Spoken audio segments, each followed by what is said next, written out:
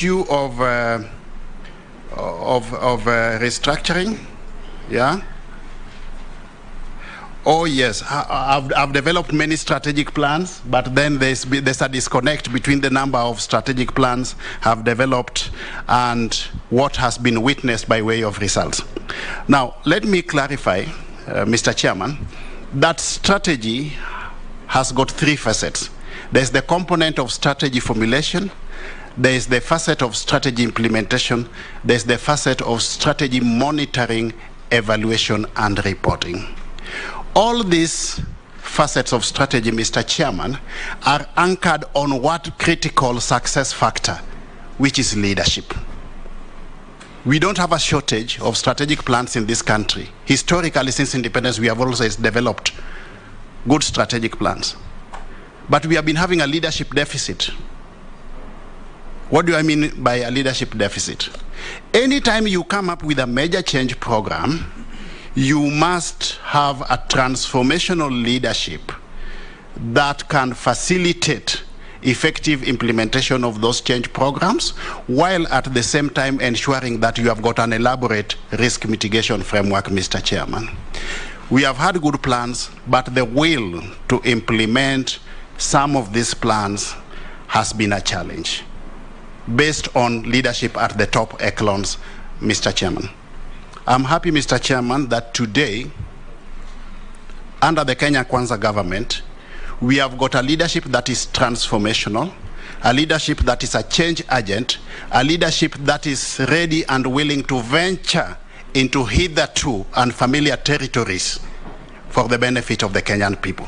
And I believe that in the next phase of our strategic planning cycle, where we are going to develop the 2023-2022 strategic plans for ministries and the implementing agencies, we will not just come up with strategic plans that will not be implemented, Mr. Chairman.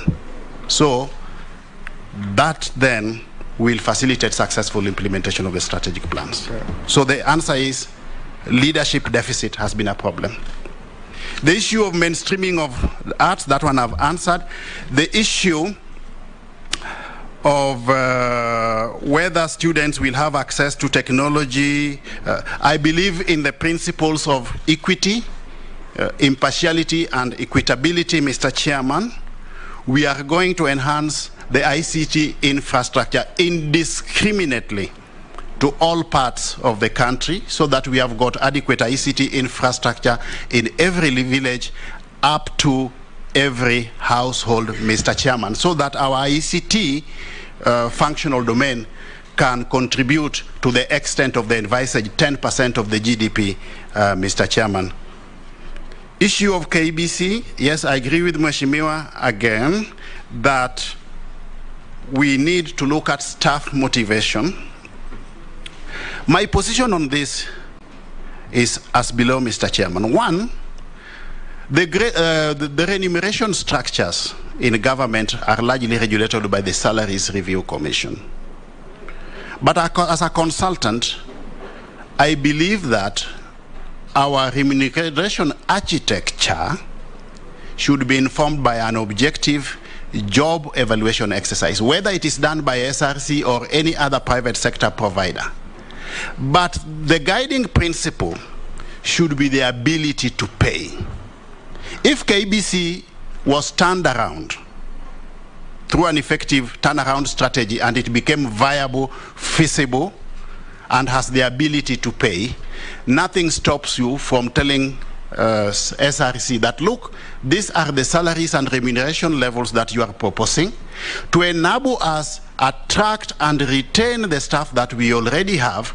We want to benchmark our salaries and benefits levels with the prevailing market rates, and we have got the ability to pay. SRC will not stop you. The only problem we have in the public sector, Mr. Chairman, is that organizations rely, or largely, parastatals rely largely on the exchequer for purposes of funding. We need to move away from that space so that we become creative and innovative by way of exploring new and more viable means of resource mobilizations, anchored on an appropriate and elaborate innovative resource mobilization strategy, Mr. Chairman. Of course, backed up with diversification of the revenue streams. Issues of sponsorships, which I've undertaken over a long period of time to our sporting fraternity, Gor Mahia, AFC, and the like. Yes, I agree with you fully and exclusively that we need to cascade this down to the lowest levels. Just yesterday, I was having a discussion with my counterpart nominee for sports, Honorable Ababu Namwamba, and this is something that we want to pursue together, Mr. Chairman. I've got a lot of passion for sports and development of the hitherto untapped youth talent. As to whether or not digitization will lead to the cutting down of employment, I think that is the traditional thinking as opposed to the innovating thinking, Mr. Chairman. We can grow the two hand in hand by leveraging on technology while at the same time exploiting that potential to create jobs. It's a question of how creative we are. Let us not deploy the traditional approach that where there is one additional computer, one person must go home. On the issue of fiber optic network, as to whether or not or the issue of Exim Bank of Kenya having been a lender through an opaque system, I would seek indulgence of the House that you allow me, if I'm approved by this committee, to get into the House so that I hold adequate consultations with my counterpart at the National Treasury at that point in time, so that based on the principle of collective responsibility in government, Mr. Chairman, I'm not coming up with a proposition before this committee that will not stand the test of time. On the issue of monopolies and whether or not... Yes, Mole. Thank you. Why don't you let him finish, then you seek your clarification? I just want him to finish one for all because something... Oh, okay, fine. Okay. On the issue of monopolies and whether or not that can cause disproportionalities in the market space, Mr. Chairman, my stand is that the role of government is to put in place an enabling policy and regulatory framework that ensures that we have got a level playing ground in the marketplace.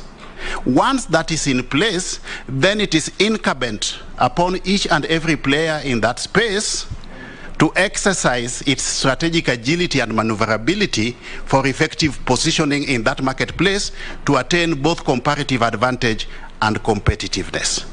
So I would really not want to go or buy the argument that monopolies will lead to market efficiencies, and therefore we need to go a step further and curtail strongly performing organizations so that they come to the same level with organizations which are inefficient. Organizations have to be creative, innovative to survive. And in that operational environment, Mr. Chairman, it is cutthroat competition, and it is incumbent upon you as a player to cut your own niche in that operational environment. Ours is to provide an enabling legal, regulatory, and policy environment as government.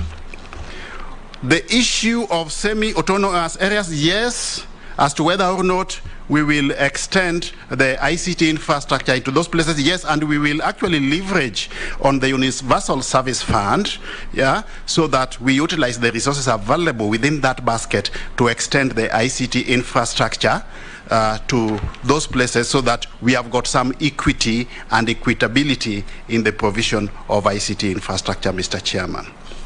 The issue of constructing ICT hubs or centers, this will be cascaded down to the lowest levels, Mr. Chairman. We will continue with this. It is already work in progress, and we will continue with this to the lowest levels of our operations, of the bottom of the pyramid, so that as we extend this, it is also in tandem with our bottom-up economic proposition.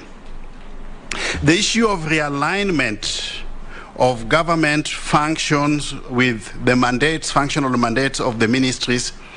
Executive orders, Mr. Chairman, are not cast on stone. They are developed by human beings. As and when there is an anomaly detected, yeah, within what the functional mandates of various ministries espouses, and where the implementing agencies are domiciled, these can always be relooked at.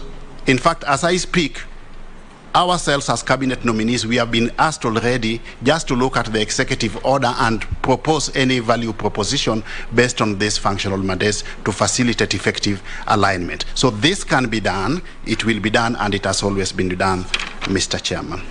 The issue of telecom as to whether we are reverting to state ownership, I'm a strong believer that the work of government is to provide an enabling legal and regulatory framework as opposed to competing with the private sector in business, Mr. Chairman.